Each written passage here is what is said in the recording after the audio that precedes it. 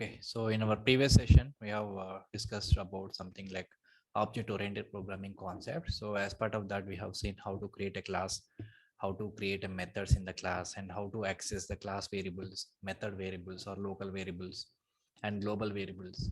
And after that, we have seen how to create a constructor and how to create a static method in the class. So these are the topics we have covered in the previous session. And today, let's continue the few more topics yesterday we have left. So after that, we will continue with the new concept. Okay. So in the last example, which we have seen in yesterday is a constructor. So like we have created one new class.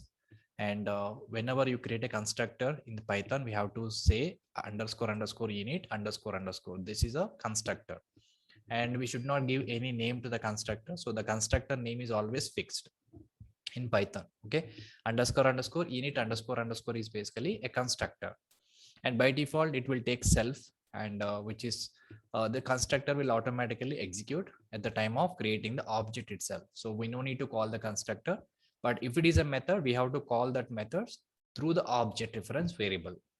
So to invoke these methods, we have to create an object first, and through object only we will able to call the methods. But in case of constructor, which will automatically execute at the time of object creation. Okay, so these are the things we have discussed in the previous session. Now let me just continue with that. So sometimes constructor also can take the arguments. So here I'm not passing any arguments or parameters, right? It's just a self means which is representing the class, but no arguments are there. So constructor can also take the arguments. Now let me take one more example. And here, example 8. So let me just create one simple class. I say class, my class. And inside this, I'm defining one class variable called name. I say John. This is a class variable, right? Now I'll create one constructor, def underscore underscore init underscore underscore. This is a constructor. And inside the constructor, and constructor also can take one argument or one parameter. So let me just take some argument. Let's say I'm taking the one more argument called name. And if I just look at this, so this name is a class variable. And here this name is a method variable. Not method variable, is a constructor variable, which is a local variable. It is a local to constructor. Now inside this, I want to print the value of the class variable. I want to print the value of the class variable. And after that, I want to print the value of the local variable. So how to first print the local variable value here? How to print the local variable value here? I can directly access, right? So print name is what is the value which will print? So this will directly print the value which is given inside this variable. And later on, we have to pass this value.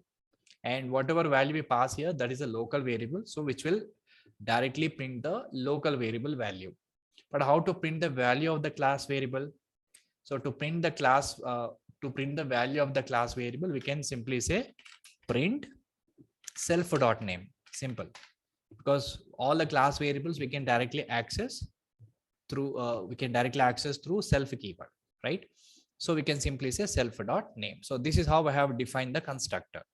So the constructor also can take the arguments.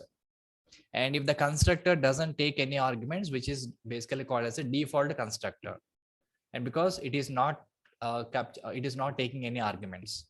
But if any constructor is accepting some arguments or taking some argument, which we can call it as a parameterized constructor. Okay. Now how to invoke this constructor? So we no need to call the constructor directly, right? We can just create an object of the class. That's it, which will automatically invoke the constructor. So how to create an object? I'll say MC equal to my class. That's it. Object is created. But one more important thing. So whenever you create an object, the constructor will be invoked. But the constructor is expecting some argument here, right? Constructor is expecting some argument. So that we need to pass inside the constructor like this. So at the time of creating the object itself, we have to pass the value if the constructor is expecting some parameter. But if the constructor is not expecting parameter like this, we no need to pass any parameter, just create an object. That's it. Okay. So this is how we can pass the parameters to the constructor. So here passing parameter to the constructor. right? So here the constructor accepting or expecting one argument or parameter. Okay, parameter or argument, both are same. So now as soon as you created an object, the constructor will be invoked, but the constructor also expecting some argument, so we have to pass this argument. Now let us execute and see. So now the first statement is display David because this is a local variable which we have passed, and the second statement is printed the value of the class variable. So now this will call the constructor, and the constructor will automatically invoke, and these two statements have been printed as an output. So this is how we can also create a constructor by passing the arguments. Now let me show you one more requirement. Now let me take an employee class. Example 9. And listen this carefully. This is a most important example which will cover all the examples. The whatever examples we have covered so far, all of the examples we will cover in one single program. So here my requirement is, I want to create one employee class. Or we can simply say EMP class. So inside this EMP class, I will create one constructor. I want to create one constructor, and which will accept three parameters. What is that? What are they? EID, employee name, and salary. So in employee class, I will create one constructor which will accept three parameters: employee ID, employee name, and salary. After accepting this data, I want to print the data by writing some other method. So I will write one more method called display, and this method should print employee ID, employee name, and salary. So this is my requirement. I want to create one class called employee EMP, and inside the class I will have one constructor which will take three arguments: employee ID, name, and salary, and also which contains one method called display which will print the values of employee ID, name, and salary. So this is a actual requirement of the class. Now let us create practically. I'll say class EMP, so my class name. Inside this, I just want to write one constructor which should accept three values. So how to create a constructor? Def underscore init. Let me write it here. Okay, so this is my requirement. Right. So def underscore init underscore. Now the constructor should take three arguments, right? So EID, ename, and salary, I'm just specifying here. EID, ename, and salary. So three parameters it required. Now, after getting these three parameters, where I want to store them? So you have to store them in local variable only. So these are the local variables only, right? So to store these variables, we have to create some variables. So we need some variables. What are those variables? At the class level, I will create. So I say EID, ename, and salary. So three variables are required. But three variables values I'm getting inside this constructor. But where you want to store these values, we need a variables. And those variables should be belongs to the class. So if I want to create a variables through the method or through the constructor, but still I want to create a class variable, is it possible or not? So normally when you want to create a variable, here you will create like ABC. So these are the variables. But instead of creating the class variable here, I just want to create a variables inside the constructor itself, but I will consider them as a class variables. How to create a variables inside the constructor? We can create how to create a class variable inside the constructor. We have seen one example previously. So normally the global here, if I create some variables like this, these are the global variables, but I don't want to define the variables here. Inside the constructor itself, I want to create a variables. I want to consider them as a class variables. And but we have not seen in the constructor, but earlier we have seen inside the method. So let us assume this is a method, this is the class. So inside the method, I will create one variable like this. Let's say I create one variable like this. And A is a local or local or class or global. A is a variable which is a local variable or class variable or global variable. Which category it is belongs to? When I say A equal to 10 inside the method, inside, let us assume this is a method. This is a local, right? But I want to make this as a class. I want to make this variable as a class variable. Then how we can do that? Simply self.a we can say. Now self.a is representing what? Which is belongs to class. Even though we have not defined this variable inside the class, but still, because we specified self keyword here, this will consider as a class variable. Now tell me, if I want to store these values inside the variables, and those variables I will create as a class variables. So how we can do that now? Inside this constructor, self.eid equal to eid. Is it correct or not? Self.eid equal to eid, because this is a local variable. I'm converting that into class variable. So now self.eid is a class variable, eid is a local variable. Because I don't want to print these values directly inside the constructor. I want to write another method which will print these values. That's my requirement. But still we can print these values directly inside the constructor. But my requirement is different. I want to create another method which will print the values of those eid ename cell. Okay. So self.eid equal to eid. Now self.ename equal to ename. Self.sal equal to sal. Perfectly fine, right? So instead of printing these values directly inside the constructor, I'm initializing this local variable into class variables. So basically what we are doing is we are converting our local variables into class variables. We are converting the local variables into class variables.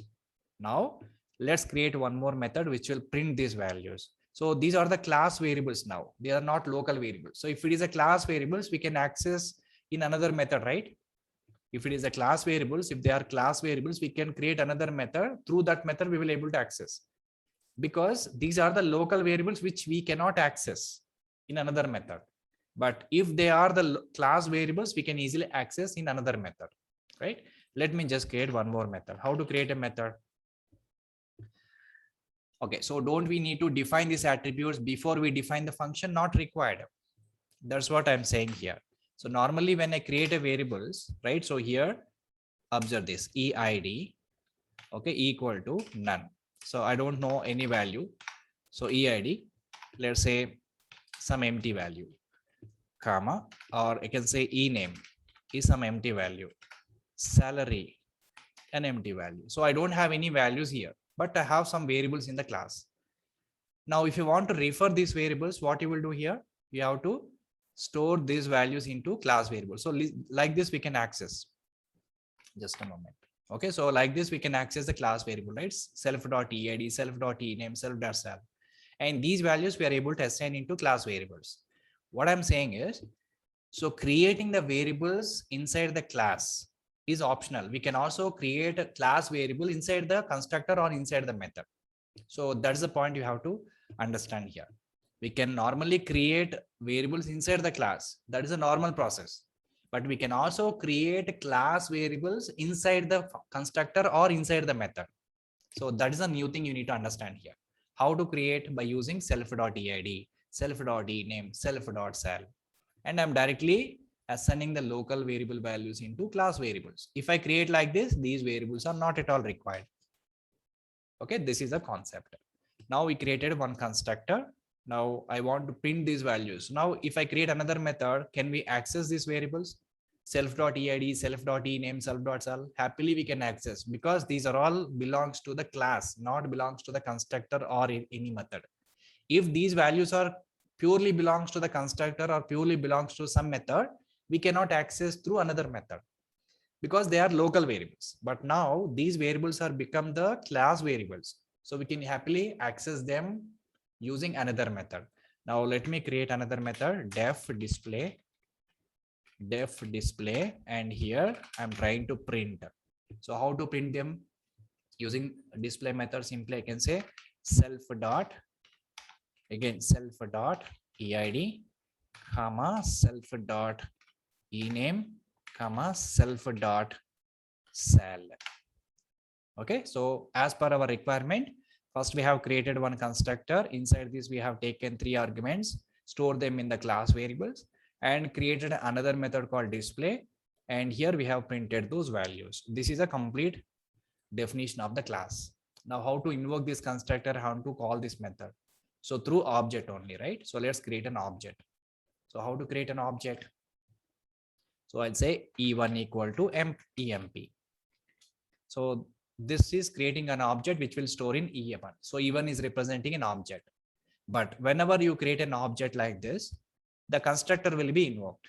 But constructor is expecting 3 parameters. So we have to pass those 3 parameters here. 101. And here I'm passing something called John. And here I'm passing some salary value. Okay, so is it enough? It is not enough because we are just passing the data into the constructor and the values will be assigned to the class variables. But if I want to print those values, again, we have to call the display method through this object, because display is a method which it will not directly invoke. So we have to call the method explicitly through the object. So take the E1 dot display. So now this display method will be able to print the values of EID, ENAME, and salary. Let's execute now. Yeah, now we got the values here. So this is actually printed the data. Similarly, we can create any number of objects like this. Let me create one more object. This is E2. So E2.emp, I'll pass another EMP ID. And here I'll pass Scott. And here I'll say 70. Now I'm passing different values inside the another object called E2. Now, when I say E2.display, which will print the values of these, whatever values we are passing here, these values will be printed here. So like this, we can create any number of objects. As I said, objects are independent. Object values can be different. Even though E1 and E2 are defined from the same class, they are completely independent objects. They are completely different. Okay, so remember this. So this is one example. And now observe this. So in this example, for taking data, we have created a constructor. For accepting data, we have created one constructor. And normally if I write print statement inside the constructor, which will print it, no problem at all. But for printing purpose, we have created another method. Now my requirement is for printing also, I can create one more constructor. For printing purpose, I can create one more constructor. But how to create another constructor? Constructor name is always underscore underscore init underscore underscore only. This is a constructor. But apart from this, there is one more constructor is also there in Python. There's additional constructor is there. And that constructor is work for only string type of data, not for every time. So basically the constructor will display the data, not for taking the parameters or nothing it will do. It will just print the data. So let me just copy this example. Okay, comment this. I'll take example 10. It is exactly the same again. And I'm just trying to change this. Here, same requirement EMP. Again, I'll create one constructor which will take 3 arguments.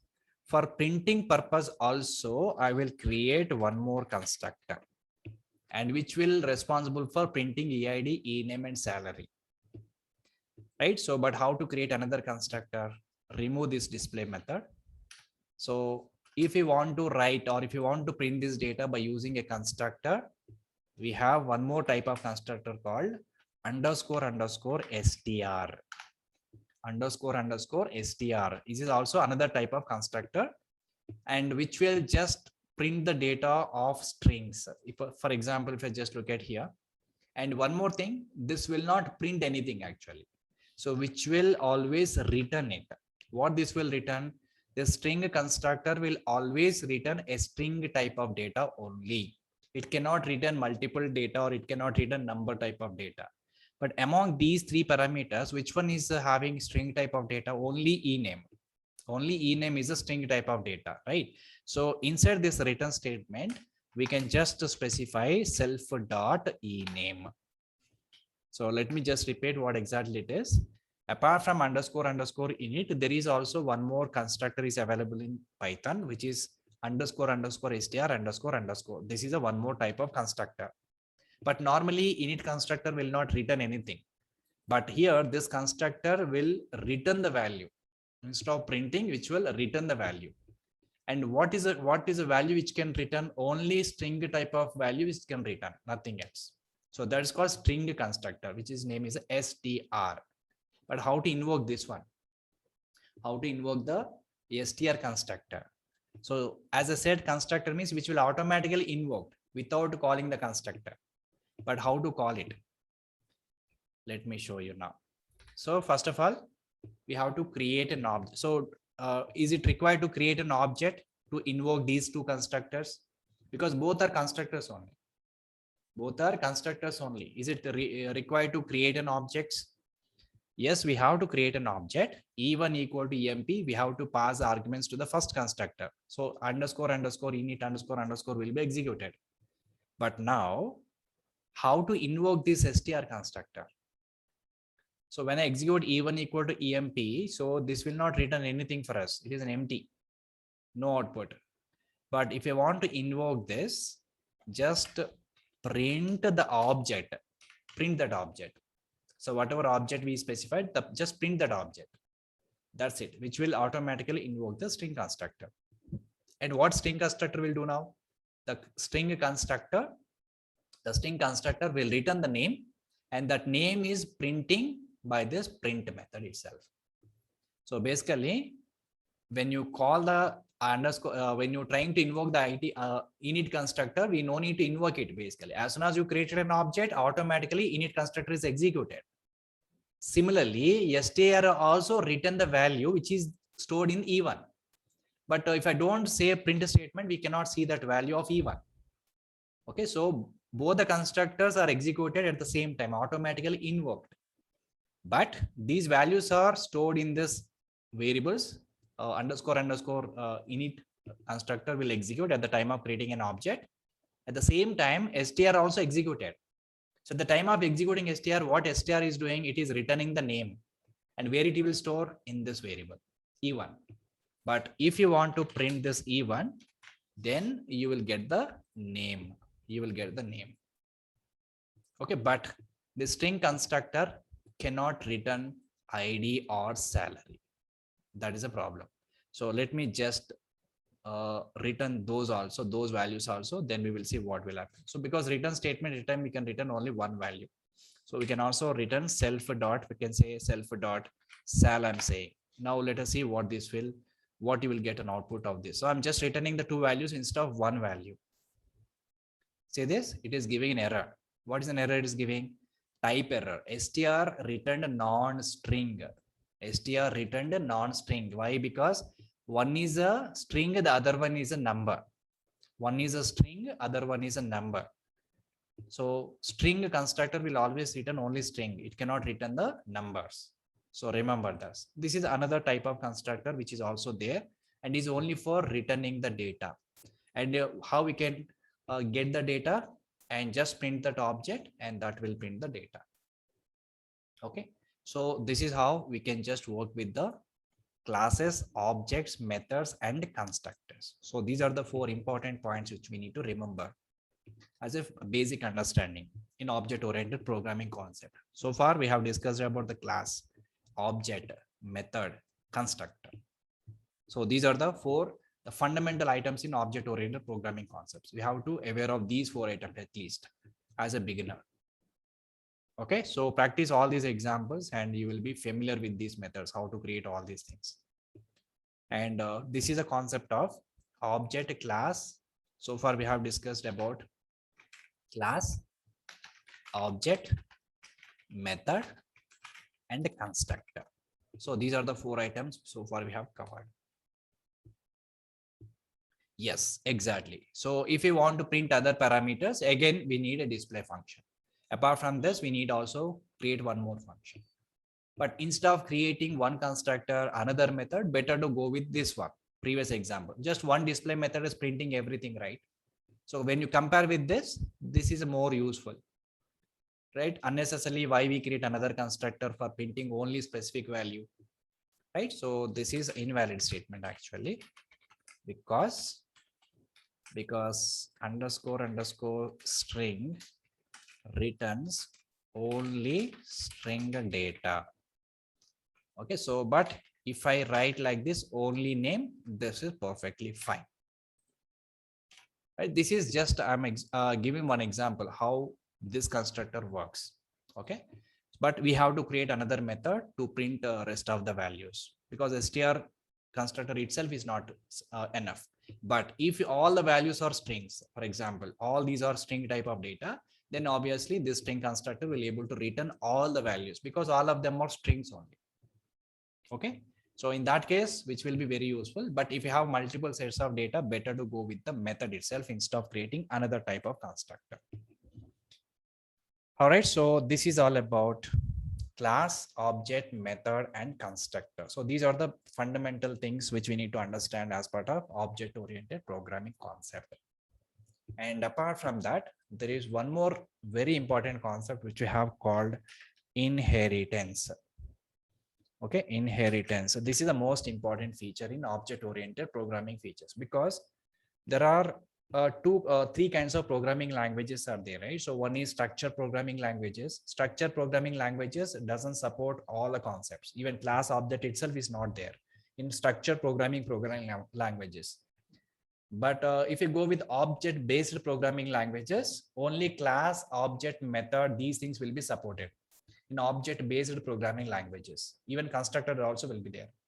But object-oriented means what? Which should support inheritance concept. And then only we can say object-oriented. But what is the difference between object-based and object-oriented programming languages? In object-based languages, we just support only class and object.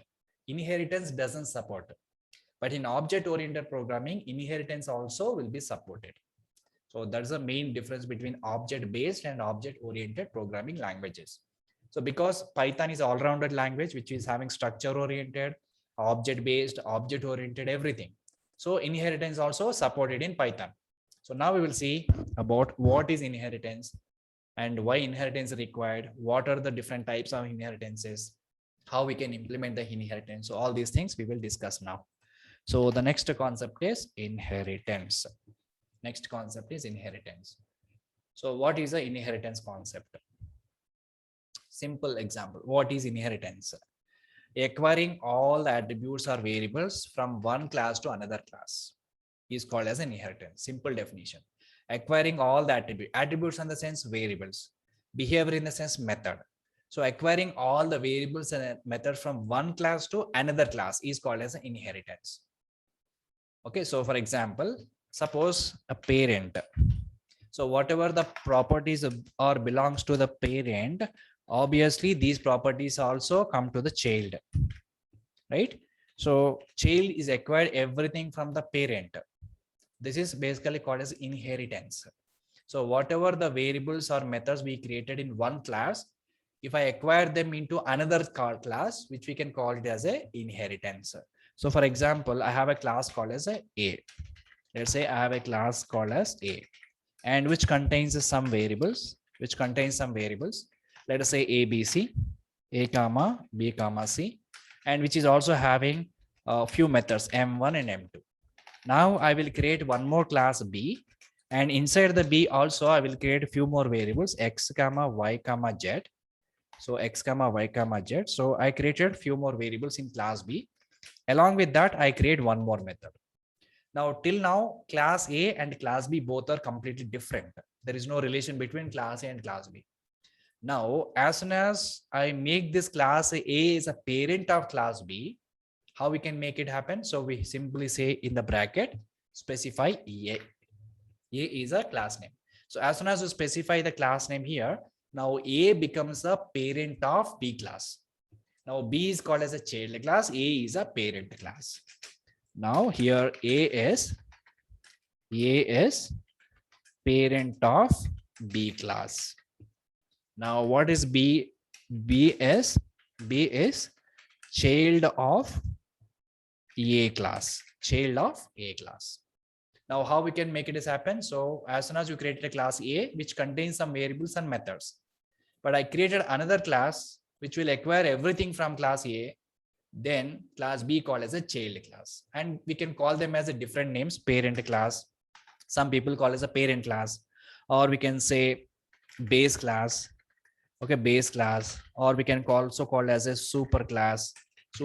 Different names are there. So different names we can call them, base class or super class.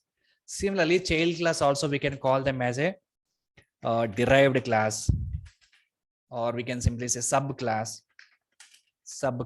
or we can say derived class. So there are multiple names. We can simply call as a parent and child classes, or base class or subclass, or super class or derived class. You can just use one of the combination while calling those methods. So most of the times I'll use parent class and child class. Okay. Now, what is the inheritance concept? Whatever the variables and methods we created inside the parent class, and we will acquire everything into child class. And child class is also having their own stuff, their own variables and methods. And this is concept of inheritance. Now, when you create an object of class B, through that object, we will able to access all the variables and methods from the B class. And also we will able to access all the variables and methods from the parent class, A class. Why? Because whatever the variables and methods are belongs to class A, which are also belongs to class B now. Because as soon as we acquired everything into class B, B is also contains everything from A. So this is a concept of inheritance. So why we need this concept? Reusability. Okay, so this concept is used for reusability. So let me just give you one more example. So when exactly this will be very, very useful, especially for developers, it will be more useful. But I'll tell you some analysis here, so you will understand why inheritance is having more important. So let me just take one small application. So just hold on. Let me just open small presentation. So just I want to show you some analysis why inheritance is required. Why is having more importance for inheritance, that I just want to show you. So hold on.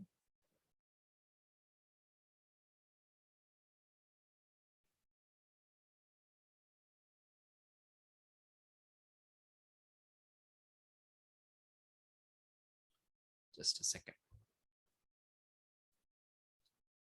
So inheritance is basically acquiring all the attributes from the parent class to child class. So whatever variables and methods are belongs to parent class, they also belongs to child class. So just look at this picture. Actually, this is the Java syntax, but it is also applicable for Python also. Okay, let us say I have multiple modules in our application. Okay, so let's say a project is there, like a loans, different loans are available for the bank, right? Like personal loan, home loan, vehicle loan, and so on. So for example, as a developer, think like a developer now. So a bank is having a different type of loans, like personal loan, home loan, vehicle loan. So if I don't want to use inheritance concept, for example, I don't want to use inheritance concept. If you want to develop it, we will create one class for personal loan module. We'll create another class for home loan module. We will create another class for vehicle loan module. So for 3 different modules, we have created 3 different classes. Now let us assume in the personal loan module, it takes 50 methods. The development takes almost 50 methods. Assume that they have 50 methods are written inside the personal loan class. Similarly, in the home loan also 50 methods are written. Vehicle loan also 50 methods are created. Right? So developers are created 3 different classes for 3 different modules, and each and every class they have created 50, 50, 50 method. Totally how many methods they have created? 150 methods have they created. And let us assume each is having 1 hour, and how much development time is required? 150 hours of time it is required. Right? This is without inheritance. Now let us use inheritance concept. Suppose because these 3 modules are belongs to the loan module only, right? So because loan is personal loan, home loan, vehicle loan, overall all these modules are belongs to the loan only, right? Because it is a related to one parent loan module, so there may be some common things will be there. So there should be some common things. Like what we can do is we will create a separate class called loan, and whatever common methods are there in the both 3 classes, we will write only those common methods in the loan module. We will create a separate class alone, and inside this we will create, let us assume there are 30 methods which are commonly there for every class. Let us assume there are 30 methods which are common in 3 classes. Now I will separate those 30 methods in the loan class. Now Let's create 3 more classes for personal loan, home loan, and vehicle loan. Now in the personal loan, I will create only 20 methods, and home loan also I will create only 20 methods. Vehicle loan only I will create only 20 methods. But what about the 30 methods? I will get those 30 methods from the parent class. Now loan is parent class of personal loan, and loan is another parent class of home loan. Loan is a parent class of vehicle loan. So once you make this as a parent class for every class, then obviously these 30 methods will be reusable in every class, right? Now, finally, how many methods we have implemented? If I go for inheritance concept, 90 methods only we have implemented, right? And how much development time is taken? 90 hours, because let us assume one method is taking 1 hour. So totally 19 hours it's taken. Now, if I just compare this analysis with inheritance, without inheritance, there are a lot of code is reduced and a lot of development time is also reduced, right? So this is a actual usage of inheritance. So this is actually Java syntaxes, but it is same thing is applicable for Python also. Just for your understanding, I have shown you this presentation. Okay. So this is a main concept of inheritance, guys. What is use of inheritance is the main purpose of inheritance is reusability. Reusability.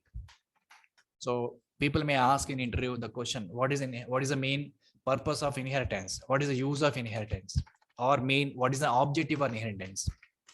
The objectives of inheritance. There are two main objectives. One objective is code reusability, and second thing is avoid duplication.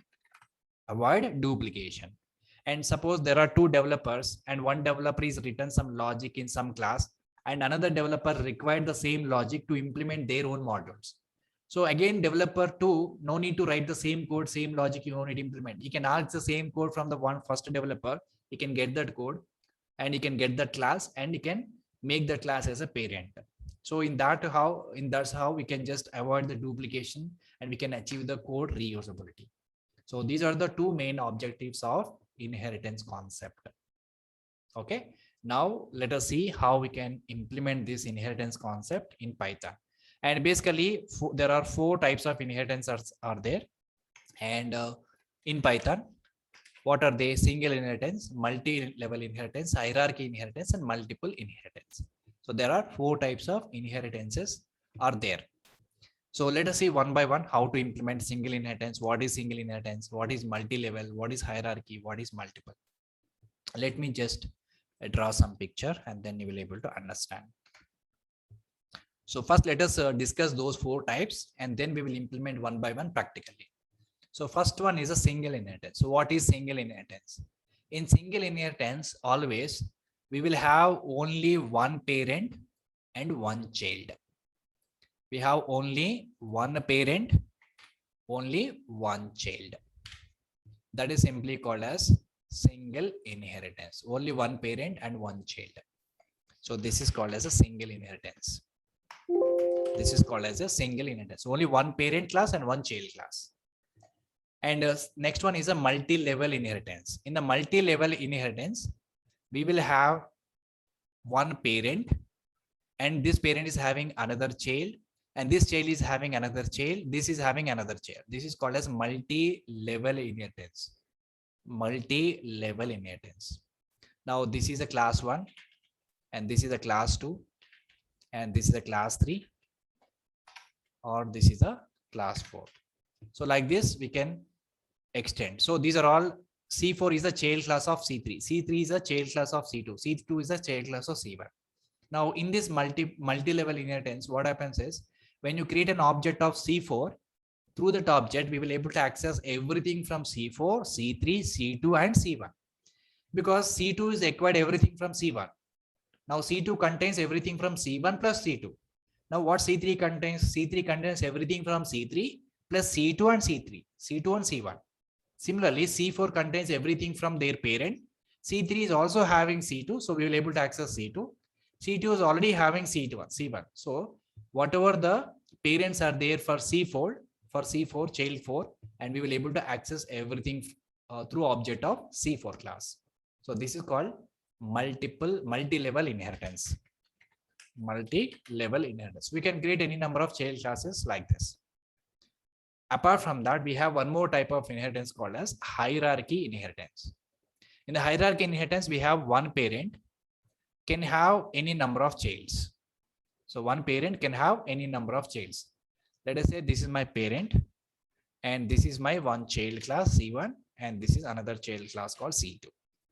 So this is called as hierarchy inheritance. So we can have one class can have multiple child classes. So, but here there are two child classes are completely different. Even though they have derived from the one parent class, these two classes are nowhere related, C1 and C2. So this type of inheritance is called hierarchy inheritance. Hierarchy inheritance. Let me write correctly. Hierarchy inheritance. And there is one more type of inheritance called multiple inheritance. So in the multiple inheritance, what happens is, in the multiple inheritance, you will have multiple parents for one child class, like this. So this is a multiple inheritance. So here, this is one parent, let's say parent 1, and this is another parent, let's say P2, parent 2, and this is a child 1. So this type of inheritance called as multiple inheritance. Multiple inheritance. So these are the 4 types of inheritances we have: single inheritance, multi-level, hierarchy, and multiple inheritance. So in the single inheritance, we have only one parent and child. Multi-level inheritance, we will have multiple child classes. In hierarchy inheritance, we have only one parent for multiple child classes. In multiple inheritance, we have multiple parents for single child class. So if I just remember this, we will try to implement them practically. Okay. So simple and very easy concept also. You can easily understand this. Now go back to the PyChamp and let's create one more example. So today is day 8. I'm just going to create new directory day 8. Now inside this, I'm creating new Python file. You can also create Python file like this. You can take a new file, but you have to give .py extension. And if I just take Python file, you don't need to give any extension. Directly you can specify the file name itself. So I'll name it as inheritance. Inheritance. Just enter. So which is also created another Python file. Now let us see a few more examples how we need to work with the inheritance concept and what are the different type of inheritances we can implement one by one. Example 1. So let me just show you single inheritance, very simple one. So before going to single inheritance, just let me show you how to create a parent class, how to create a child class. Okay. Class A. The name of the class is A. What class contains? Class contains the variables or methods. Now I'm creating one method, def, and every time when you create a class, always try to give a uppercase letters, because that's the standard we follow in the coding. Okay, you can also give lowercase letters in the class, but that is not a standard. Similarly, when you create a variables, try to give a lowercase characters for variables. Okay, so def, and here I'm creating one method, m1 self. I'm not taking any arguments, so I'm just printing a message. This is m1 method from class A. So this is m1 method from class A. I've just printed one message. Now I'll create one more class. Observe this. I'll create one more class. I'll say B. Now in this class also, I will create one more method, def m2. M2 method I created. Inside this, I'm just writing a simple message. I'll say this is m2 method from B class, or we can say class B. Okay, now we can just look at this. Two classes I have created, class A by class B. So far these two classes are nowhere related. Class A is different, class B is different. Now when you create an object of class A, we will able to access this m1 method. When you create an object of class B, then we will able to access only m2 method. But now I'll make this B as a child class of parent class A, or I want to make A as a parent class of child B, class B. Then how we can make it? We can simply say in the bracket, specify the class name. Specify the class name. And then what happens? B becomes a child class of A. Whatever method is created in the class A, which is also belongs to class B, which is also belongs to class B. Now I'll create an object of class B. How to create B equal to B? Right? This is how we can create an object. Right? Here B is a class, and see small b is a variable.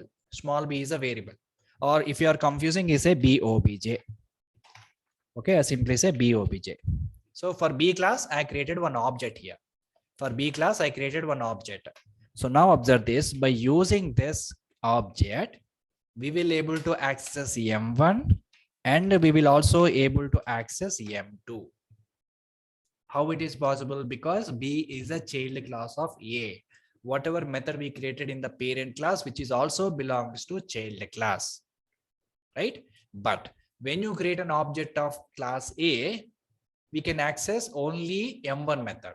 We cannot access M2. Okay, because it is not extended or it is not captured anything or it is not acquired anything from any class. It's an independent class. But B is not like that. B is a child class of A. We specified here. That's the reason B contains the two methods currently. M2 is its own method.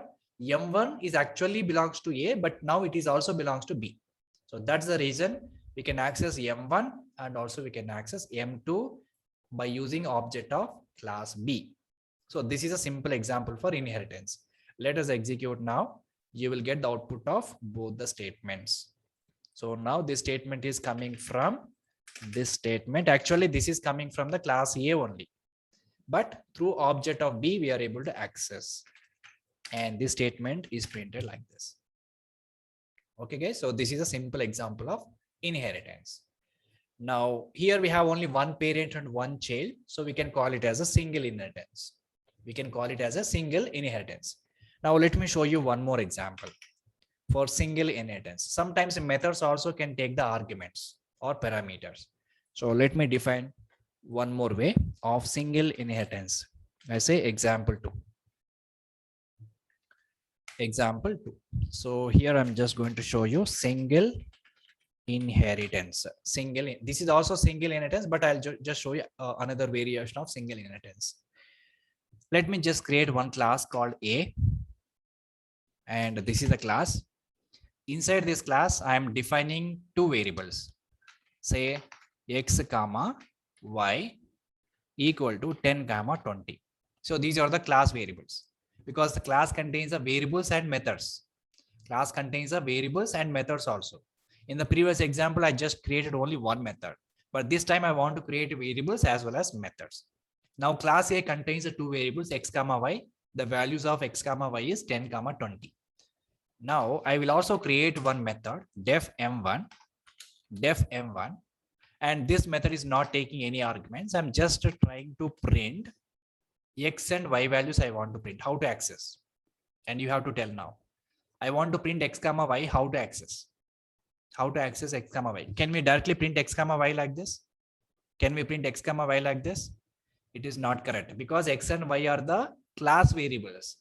So because we have to use self keyword. So we have to say self.x and self.y.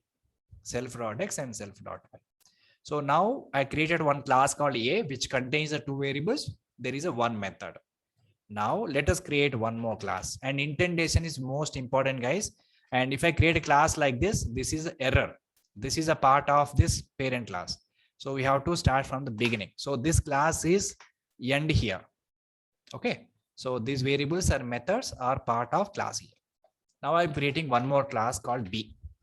One more class called as a B. And this is also having two variables. I say A comma B equal to 100 comma 200.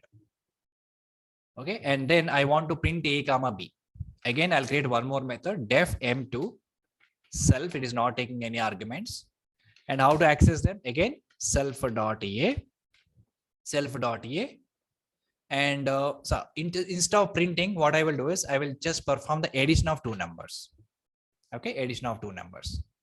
Now here, let me just A value is 200, B value is 100. So here I'll say subtraction self.a minus self dot b. So here I have done addition operation. Here I have done subtraction. So a comma b are the class variables which are belongs to b. So m1 method is basically performing the subtraction. Now observe this. So I have a two different classes. A is a different, b is a different so far. Now I want to make a is a parent of class b. How we can make it happen? In the bracket, specify the class name. And now what happens? These variables and methods also belongs to class b. Now class b contains how many variables? Class b contains how many variables? Totally 4 variables, right? Because class b itself is having 2 variables and another 2 additional variables, it will get it from the class A. Now class b contains how many methods? Similarly, m1 is also having their own method and m2 is a own method of b, and also it will get everything from A. So it is having 2 methods, m1 and m2, right? So we have inherited class A into class B. Now when you create an object of class B, I'm able to access these variables or methods, and also I'm able to access the variables or method. So let us try to access now. Let me create an object of B class. I say b obj equal to b. B obj equal to b. Now how to access b obj dot m1, and similarly b obj dot m2. This is m2. So actually m1 is belongs to class A, but still we are able to access through object of B class. Why? Because B is already acquired everything from the class A. So we don't need to create an object for class A now. Even though if you create an object of class A, we will able to access only this much. You cannot access anything from B. But when you create an object of class B, you will able to access everything from B as well as everything from class A. So this is also an example of single inheritance because we have only one parent, one child class, right? Let's execute and then you will see the output. So this is giving 30 as an output and this is giving 100 as an output. So this is a simple example of single inheritance concept. Guys, clear? Please confirm in the chat window. So these are the fundamentals. Slowly I'm moving to the complex ones. So single inheritance. Are you guys clear? How I have created the classes and how I am able to access the methods. So very important. You have to aware of these fundamentals. The first thing. Okay. Now, so this is a example of single inheritance. Now we have one more type of inheritance, multi-level inheritance. Now let us see how to implement multi-level inheritance. So in the multi-level inheritance, we will have multiple childs. So these are parent and another child, another child, another child. We can create any number of childs. Let's create one more example for multi-level inheritance. Next example.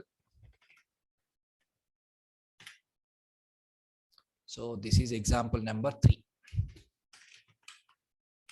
Example 3. Multi-level inheritance. Multi-level inheritance.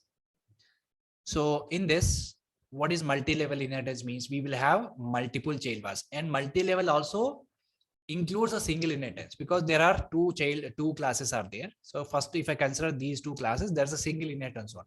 So we can simply say multi-level is a combination of multiple single inheritances. Okay. So now let us create first class here. Multi-level inheritance. Class A. Inside this, again, I'm creating two variables, x comma y. I say 10 comma 20. Okay. And you can just copy the same example, guys, again. So let me just copy here. Okay. Now class A, which contains the two variables and which contains one method. Class B is also having two variables and it contains one more method, which will perform subtraction. And now B is acquired everything from A, right? Now I'll create one more class called as a C, which is a child class of B, Now what happens? C is also contains their own variables. I'll define two variables, I comma j equal to 5 comma 2. Now I'll create one more method also, def m3. Inside this, I will perform multiplication. I say how we can access self again, self dot I star self dot j. I just want to perform the multiplication. So now we can just look at this. So there are three classes now, A, B, and C. Now B is a child class of A. C is a child class of B. For C, B is a parent. For B, A is a parent. So now when I create an object of C class, what are all things I can access? So through that object, we will able to access M3, M2, and M1 as well. Why? Because B is already acquired everything from class A. Now B contains M1 and M2 both. But what C contains? M3 plus M2 plus M1, everything.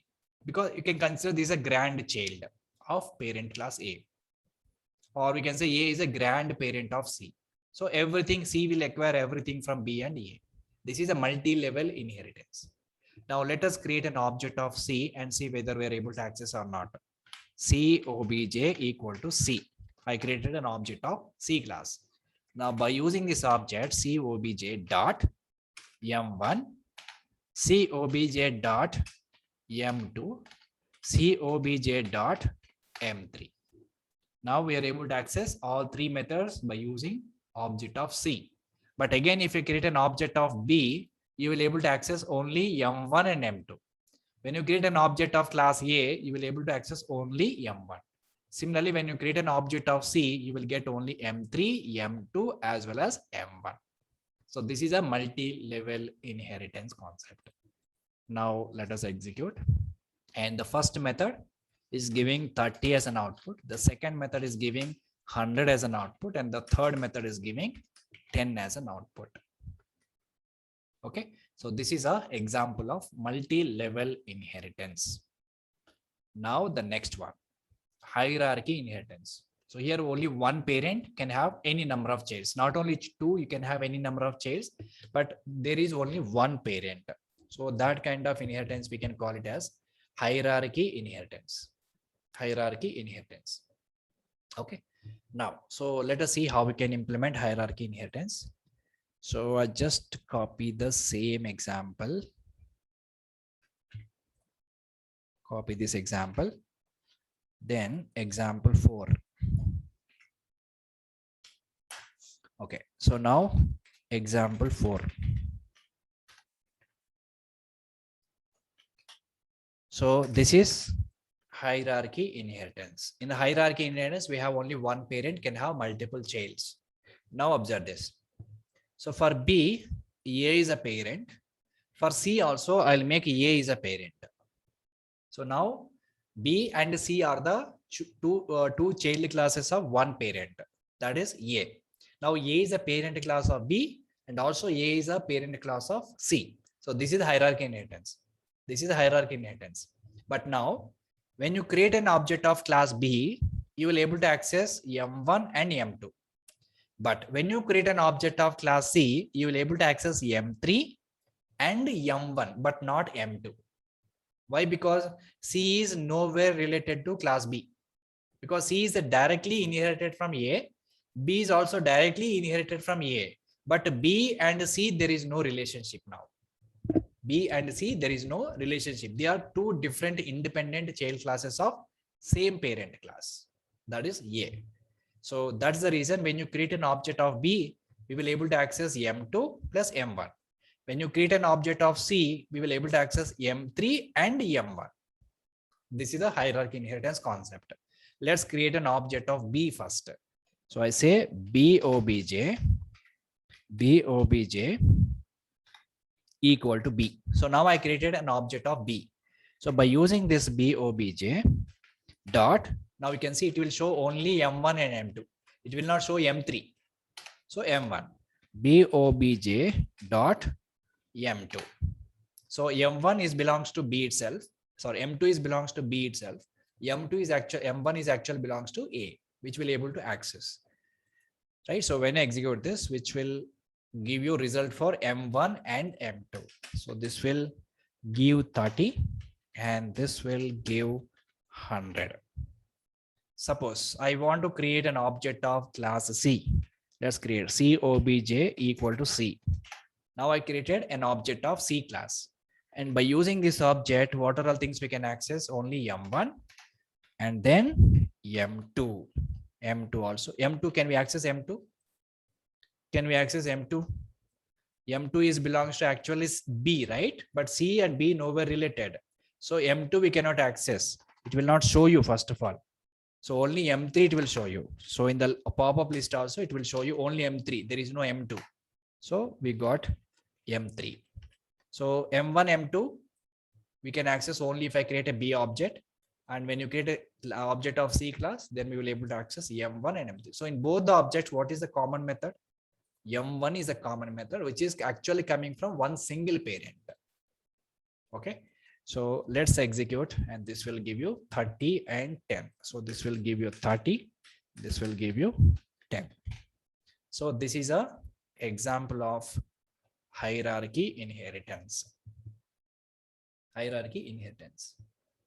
Now, the last one is multiple inheritance. So in the multiple inheritance, we will have two parents for one child class. Okay. Let's go back. And fourth example we have done. So now fifth example. So let us copy this code.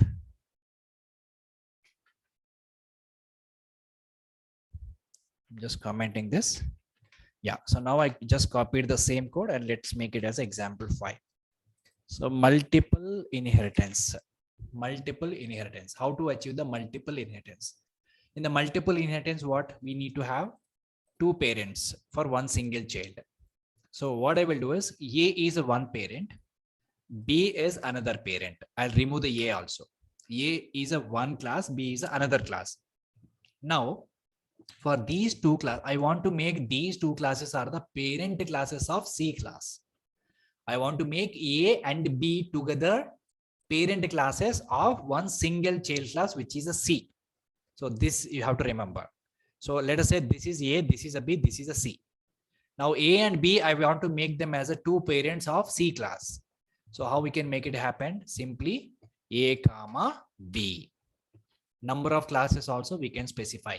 Multiple class names also we can specify. So now what happens? C is acquired everything from A as well as B. So that is multiple inheritance. Multiple inheritance. So now when I create an object of C class, we will be able to access everything from C, everything from B, everything from A. So that is a multiple inheritance. Let us create an object of C. C obj equal to C. Sorry. C obj equal to C. Now by using this C obj, I can access everything. M1, I'm able to access. C obj dot M2 we'll able to access. C obj dot M3 also we will able to access. So this is a multiple inheritance. So one child can have multiple parents. So this is return 30 and this will return 100 and this one will return 10. Okay, so this is all about different types of inheritances: single, multi-level, hierarchy, and multiple. So we are able to implement 4 types of inheritances. So are you guys clear so far? Everyone, please confirm in the chat window about inheritance concept. Are you getting now? What is inheritance? How to implement different types of inheritances? So basic concepts, most important concept. Okay, so I should get confirmation from everyone. So I can see 10 members. So I just want to see the response from all 10 members.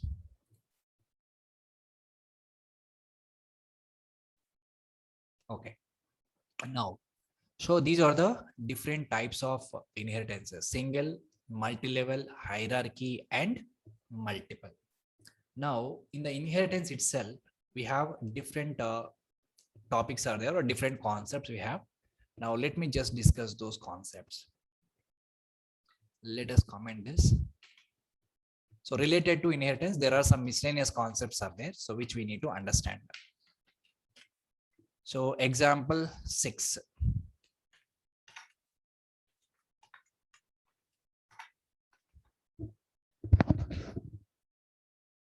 Example 6. Okay, so here what I want to do is assume that let me just write the program first and then I'll make you understand. I am creating one class called A, which contains one method def m1 and not taking any arguments. I am just printing the some message. I'll say this is m1 method from EA class, method from EA class, or we can say from class A. Okay, so I just created one class which contains one method. Now I'll create another class called B, which is a child class of A, which is a child class of A. And this B is also having one more method called em2. Okay, so this is also having one more method called, okay, what I can do is here, B is also having one more method called m1, for example, same method I'm creating. And here I just want to print something. This is, I say, this is a m1 method from class B. Okay, observe this. Now I want to create an object of class B. Obj equal to B. Okay, now by using this object Obj, I am calling m1 method. Now what is an output you will get from this program? This is a different scenario, right? So in the class A, m1 method is there. In the class B is also having their own method, m1 method is there. Class A, m1 method is there. In the class B is also m1 method is there. Okay, what exactly we have done here? Basically, we have override this method. This is called as a overriding concept. So whatever method we created in the parent class, if I create the same method in the child class, which is basically called as a overriding concept. Okay, which is called as a overriding concept. The same method we recreated it, but we have changed something in the definition. We have changed something. So if I create the same method again in the child class, which is called as a overriding concept. Overriding concept. And why overriding is happened? Sometimes maybe in the parent class implementation, I don't like, I want to implement my own logic. I want to implement something new logic. Then I can rewrite this method again in the child class. I can modify it, right? So I have rewrite the same method in the child class, which is basically called as a overriding. Now, when you create an object of class B, when you call this m1 method, which method will be executed? Can you guys guess which method you will execute and what is an output you will get? So which method will execute? M1 from B class or M1 from A class? So which method will execute? M1 from B class or M1 from A class? So let's try to execute now. When I execute, so this is by default giving M1 method from class B, because that is a latest implementation, right? Whichever the latest implementation, even that method will be called. That is the expected scenario. So whenever you create an M1 method, you call M1 method, by default, the new implementation method, whichever the newly implemented in the child class, only that particular method will be executed. So this is expected. But my requirement is, even though when I call this M1 method, I just want to invoke my M1 method from class A. That's my requirement. So when I call M1 method, by default, I'm getting the child class M1 method. But my requirement is, I don't want to change this, but still I want to invoke my parent class method. I want to invoke my parent class method. From where you have to invoke? Through child class method only. Because this will by default call child method only, child class method only. There is no difference. There is no other option. So by default, M1 method will be called from B class only. Only from the child class, the new implementation will be called. But my requirement is, I want to invoke the parent class method. So that we can invoke only through child class method. How we can invoke? By using super keyword. Super dot m1. We have to specify the name of the method also. Super dot m1. Now what happens? When you try to invoke this M1, by default, it will go and call this M1 method from the B class. And this is a statement which will print as usual. But internally, what again I'm doing, I am trying to invoke the M1 method from the parent. Parent class means what? Super class. The other name of the parent class is a super. So super dot M1. Now this M1 will go and invoke the parent class M1 method. So we are indirectly invoking the parent class method through the child class object. Okay, so let me just execute now. So this will see the first statement when you call this M1 method, this is executed. So this is M1 method from class B. After that, what happens? Super dot M1 is executed, which is invoked a parent class method. So that's the reason we got this message. Okay, so this particular statement will print these two messages as an output. So what is the use of super keyword here? The super keyword will be used to invoke the parent class method, through the child class method. Okay, so this is the one more important option which we have. So this is the example of, this is an example of calling a parent class method using child class, using super function. And super is always referring to the immediate parent class, that you need to remember. Okay, now let me just give you one more example. Copy this, comment this. Example 6 is over. Now example 7. Example 7. So first let me write the code and we will discuss what is the point in that. I'll define one class called A and which contains the two variables. I'll say A comma B equal to 10 comma 20. So in the class we have a two variables. Now I don't have any methods in this. I just have only variables. Okay. And I'll create one more class called B, which is extended from A, which is acquired everything from A. So A is a parent of class B. Now B itself contains the two variables. I say I comma j equal to 100 comma 200. So B is also having their own variables. Now inside this, I'm creating one method def m. M is a method name. And this method also taking two arguments, let's say x comma y, two arguments it is taking. Now observe this. I want to print sum of these two numbers, x and y. How we can access here? Print, can we say x plus y directly or not? Can we say x plus y directly or not? Like this. It is yes, because x and y are the local variables. So we can happily access the local variables. Perfectly fine.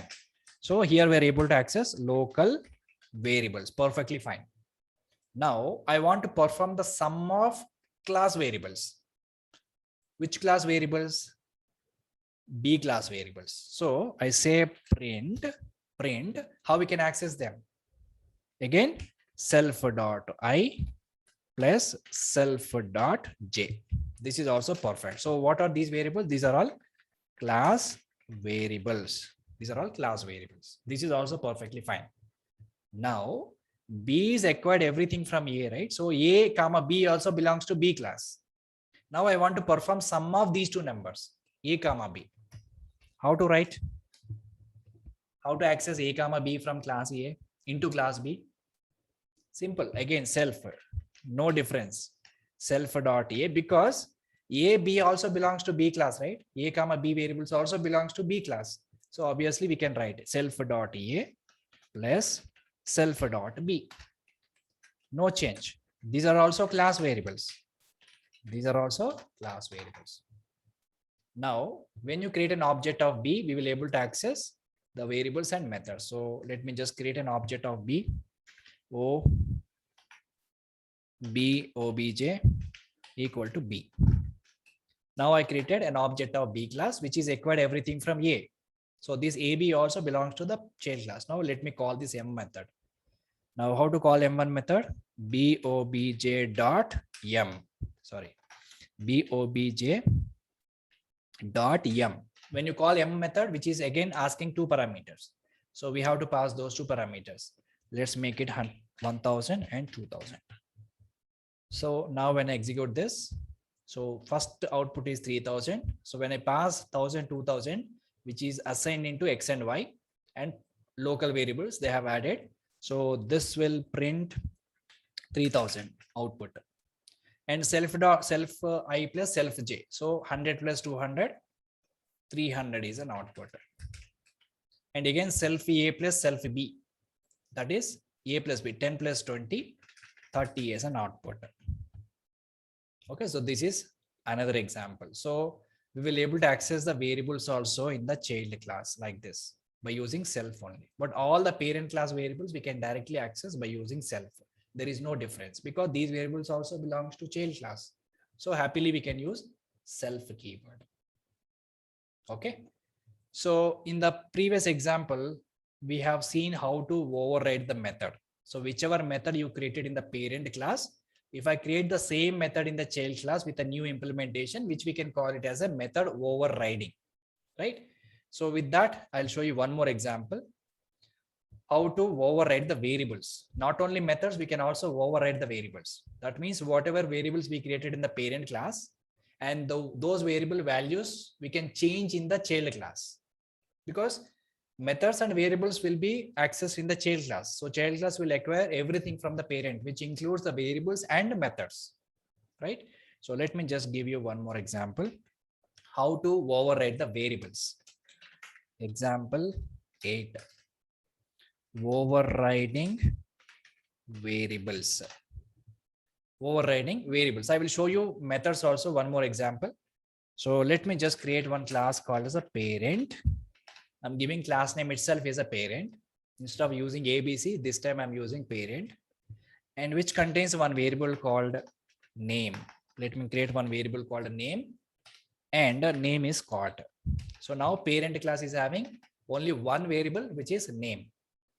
Now I'm creating one more class called child, and I'll extend everything from the parent, right? So now child is a child class of parent class. Now here I will rewrite the same variable, and this time I'm changing the name.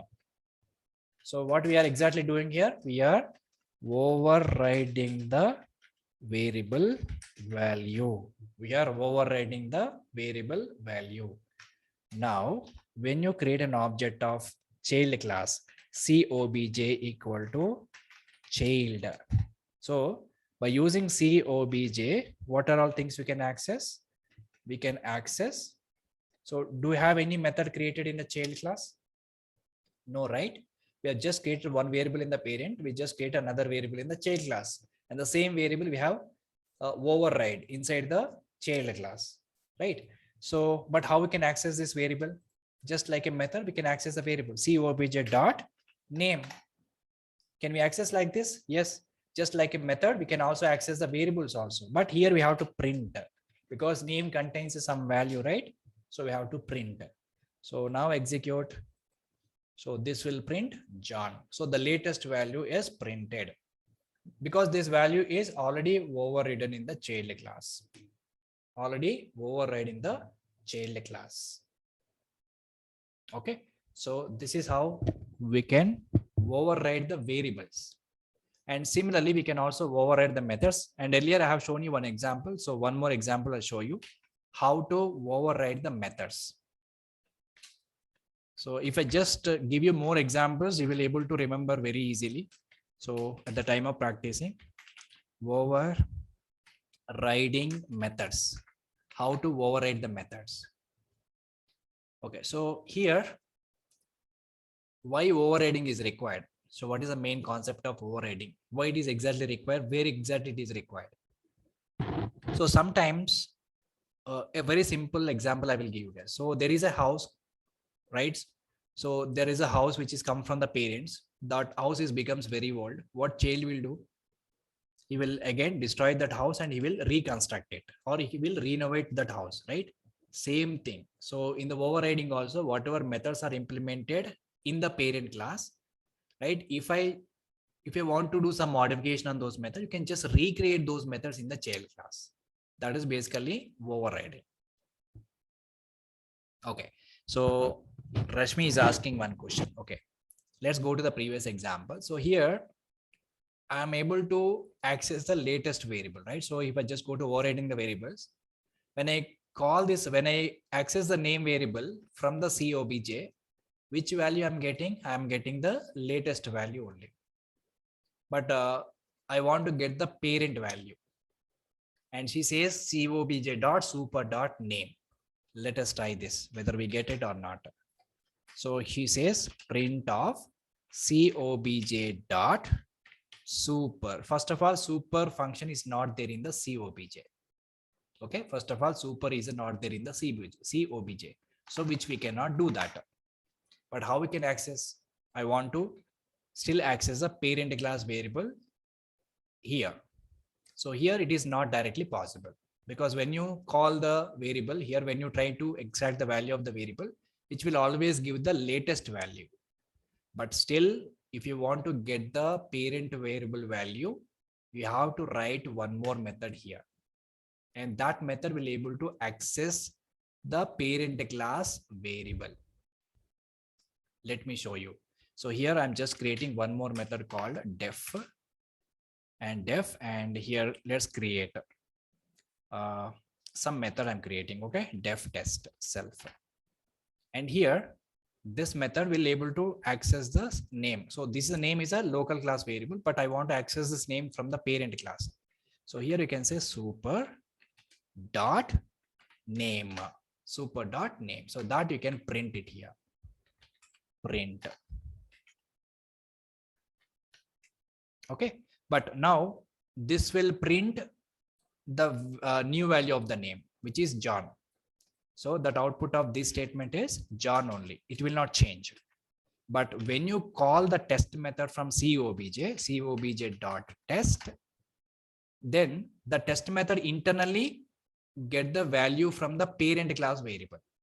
Okay, so now this should give the value of the parent class variable. Let us try to execute.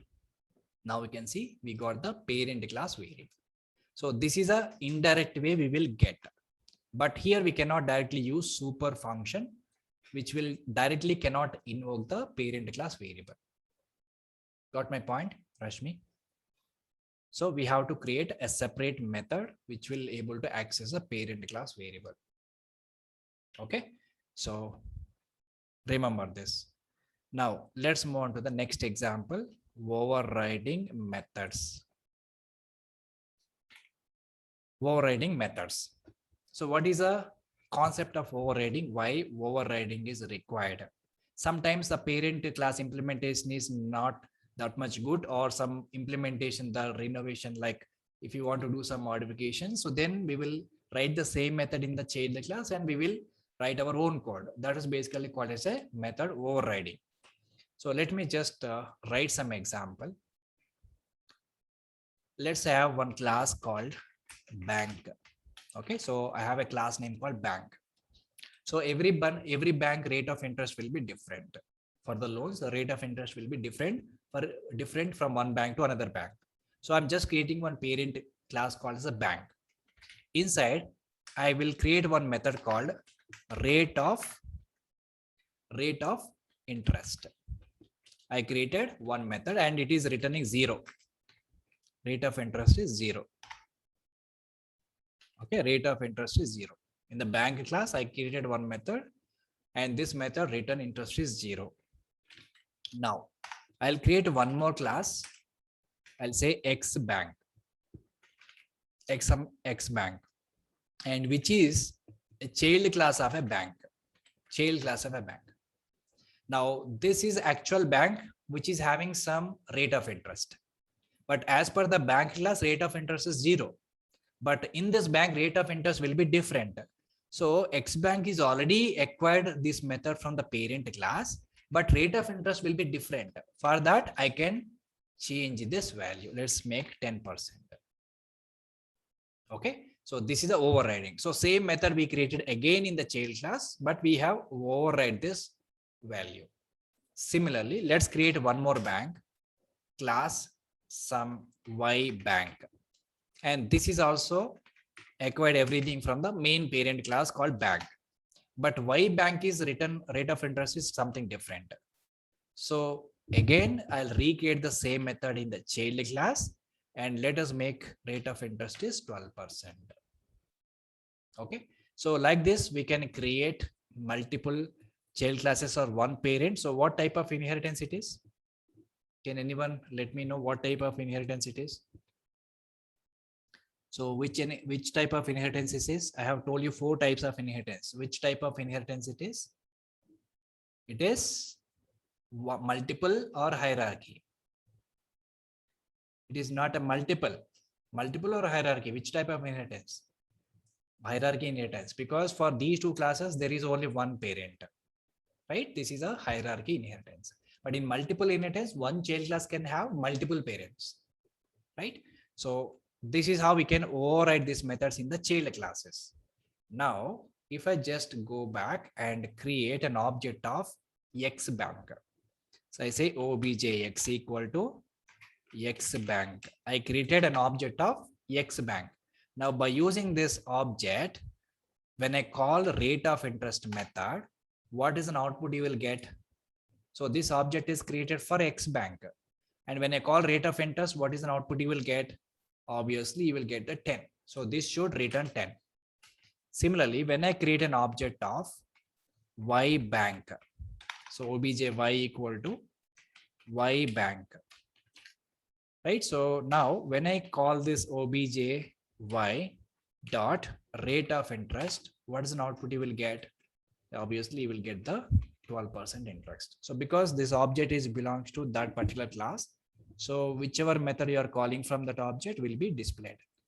So execute, and then it is not giving anything. Any output is not giving. Why? Can anyone let me know why it is not printed anything? Why it is not printed anything? Can you guys guess? Anyone? Simple one. Yes, there is no print statement. These methods are just returning the output. We are not printing anywhere, right? So what we have to do now, we have to print this value, rate of interest, whatever it is returned, we have to print this. Simply here also we have to use print. Okay, that's it. So let's execute. So this will print 10 and 20. So 10 and 12. So this is how we can do the overriding concept. So we can do the overriding concept, and overriding is always possible within inheritance. At least we have 2 classes, and then only overriding is possible. In the parent class, the same method, if I recreate once again in the child class, just by changing the method, just by changing the body, which is called as a overriding concept. Overriding concept. And apart from that, we also have one more simple topic called overloading. Okay, overloading concept is also there. Let me just finish the topic and then we will conclude. Okay. Overloading. So what is overloading?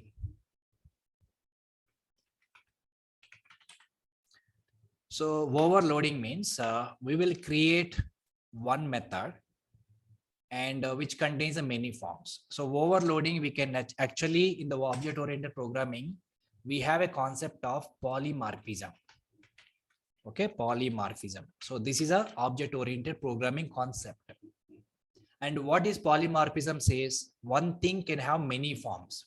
So for example, when I say shape, so shape can be a circle, shape can be a rectangle, a shape can be a square or anything.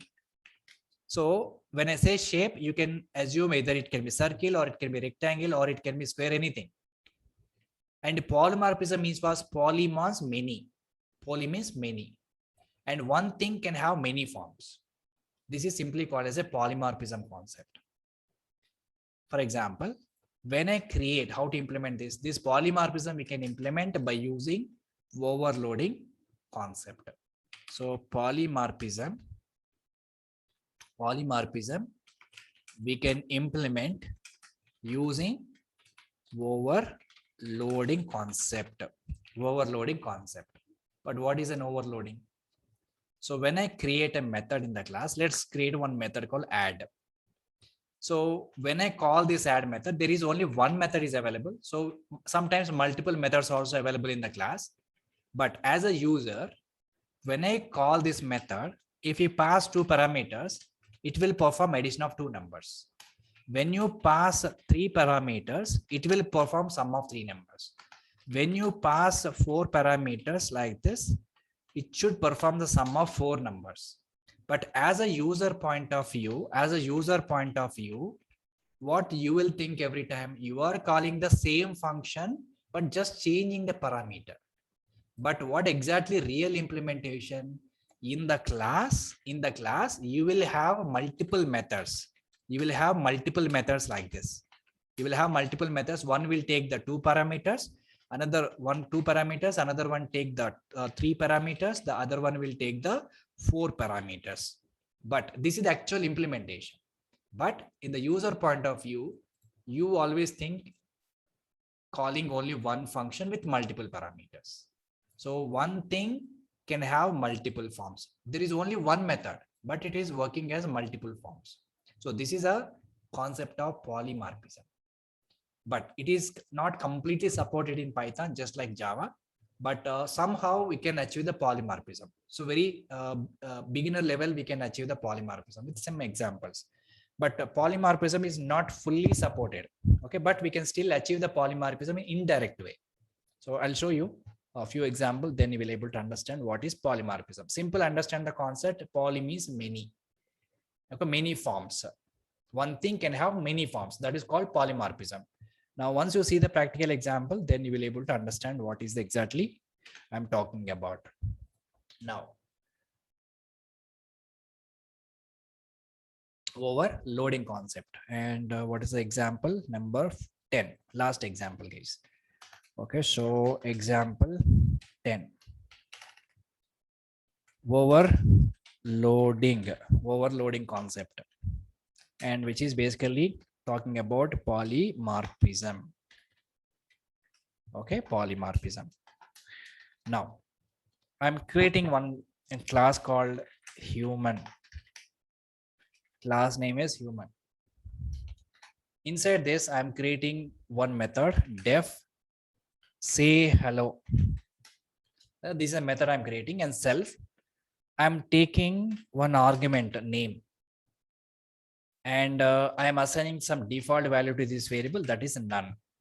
What is none means? None is a default value. If I don't pass any parameter to this name variable, it will consider as a none. Okay. Inside this method, I will put one condition. What is that? If name is not none. Okay. If the name is not none, what I would do is I just print hello with name. Hello, I will print along hello along with the name. So this is my implementation. So let me just repeat once again. I am just taking one variable here, name equal to none. If I pass some different value here for the name, that is different. But if I don't pass any value to the name, this will consider as a none. So if name is, his operator we have to use. If name is not none, if the name is not none means what? What does that mean? I have passed some value, right? If the name, when this condition will be true, if I pass some value into this variable, this condition becomes true, right? So if the name is not none, then hello, I'm printing the name value. This is the implementation. Just observe this. I am just creating the object of human, h equal to human. Now h dot, I am calling the method say hello. And what is an output you will expect from this? Say hello means it is expecting one parameter. It is expecting some parameter. But default is none, but I'm passing something. Let's say I'm passing Scott. When you pass the Scott, now the name value becomes a Scott. But what is the condition I'm saying? If the name is not none, condition is true or false? Condition is true because I'm passing the value. As soon as you pass the value, name is a not none. Name is a not none. So then the condition is true. So then it will print this output. So when you run this, which will give hello Scott, perfectly fine. Now I'll put one more condition here. else, okay, else, inside the else, what I will do, print just hello. Okay, print just hello. So if I pass some value, then it will print hello along with the name. But when you, if you don't pass any value, it will just print hello. That is a functionality, right? So let me just call the function one more time without passing the argument. Now execute. So first time you got only hello Scott, second time you got only hello. And if I just look at these two statements, you are calling the same method. But in the first time you are passing the parameter, second time you are not passing the parameter. So one thing can have many forms. So one method is working in two different ways, with one single parameter, without parameter. So this is a concept of polymorphism. This is a concept of overloading. Okay, but in Java, the concept is completely different. Okay, in Java, if you write the same method multiple times, that is overloading. But in Python, is something different. Okay, so polymorphism overloading concept is little different in Python. Right, so say hello is a method, and if I pass one parameter, it is printing something else. And if I pass no parameter, it is doing something else. So this is a simple example of overloading or polymorphism. So when you run this, you will get an output like this. Let me show you one more example for polymorphism. Then you can understand this. Last example, guys, for polymorphism, then we will finish. Example 11.